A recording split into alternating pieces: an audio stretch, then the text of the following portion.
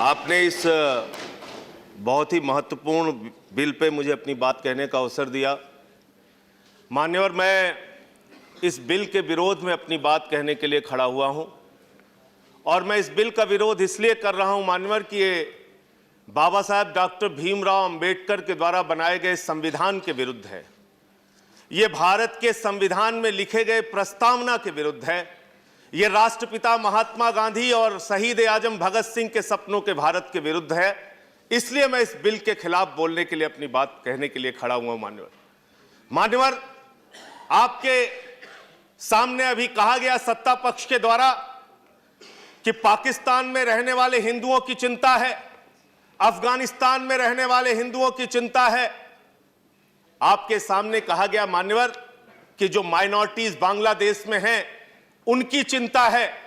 मैं आपके माध्यम से सरकार से बड़ी विनम्रता पूर्वक पूछना चाहता हूं, आपको गुजरावाला में रहने वाले हिंदुओं की चिंता है, कीजिए, करना चाहिए, लेकिन गुजरात में, आपके गृह राज्य में पूर्वांचल के हिंदू, बिहार के, यूपी के मारे गए, पीटे गए, भगाए गए, उनके बारे में एक शब्द आपने क्यों नहीं बोला? इसको आज इस सदन में बताइए, अपना स्टेटमेंट दिखाइए। आज आसाम के अंदर आपने एनआरसी लागू की, 19 लाख लोगों को बाहर कर दिया, जिसमें लाखों की संख्या में उत्तर प्रदेश और बिहार पूर्वांचल के लोग हैं मान्यवर, जो ना आज यूपी में जिनका रिकॉर्ड है, ना बिहार में जिनका रिकॉर्ड है, ना आसाम में 71 के पहले आपने रिकॉर्ड मांग लिया, वहां भी उनका रिकॉर्ड नहीं है। अपने ही देश में वो विदेशी घोषित हो गए। आप बांग्लादेश से आने वाले हिंदुओं को तो नागरिकता देंगे, लेकिन यूपी और बिहार के, आसाम में रहने वाले वो लाखों नागरिक जिनकी नागरिकता इस एनआरसी के चलते खत्म हो गई, उनका क्या करेंगे? इस बिल में आपने उसके बारे में कुछ नहीं किया।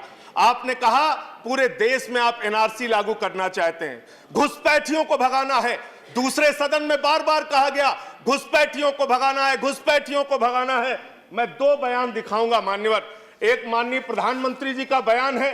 यह बयान मान्यवर है 28 सितंबर का, जो अमेरिका में शेख हसीना जी प्रधानमंत्री जी के साथ, जो बांग्लादेश की प्रधानमंत्री है, उनके साथ मीटिंग करके हमारे प्रधानमंत्री जी ने कहा कि NRC will not impact Bangladesh, NRC Bangladesh पर कोई प्रभाव नहीं डालेगा।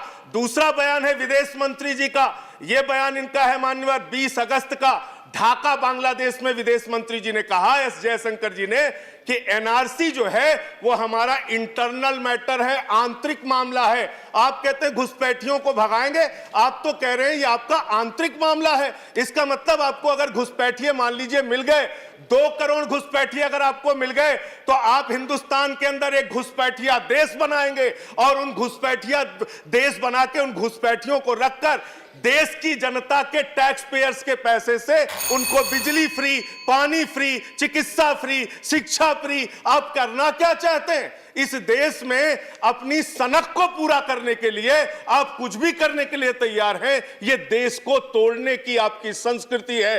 हिंदू धर्म जिसको हम मानते हैं, जिसको हम जानते हैं, वो वसुधैव कुटुंबकम की बात कहता है मान्यवर। वो कहता है पूरा विश्व हमारा परिवार है। हम उस अवधारणा को, उस धर्म को मानने वाले लोग हैं। हम किसी के साथ भेद और नफरत की बुनियाद पे हिंदुस्तान को नहीं बनाना चाहते। 2-3 बार यहां पे कही गई, यहां कहा गया मान्यवर हिंदू माइनॉरिटीज के साथ अत्याचार हुआ। इतनी मीटिंग हुई बांग्लादेश के प्रधानमंत्री के साथ। आज आप बताइए, कब आपने प्रधानमंत्री जी ने या विदेश मंत्री ने कभी एक बार भी हिंदू माइनॉरिटीज के अत्याचार का मुद्दा उनके सामने उठाया हो? उसका जिक्र आप कीजिए। अंत में 5.5 साल आपकी सरकार हो गई, आप कह रहे हैं हम घुसपैठियों को भगाएंगे, घुसपैठियों को भगाएंगे।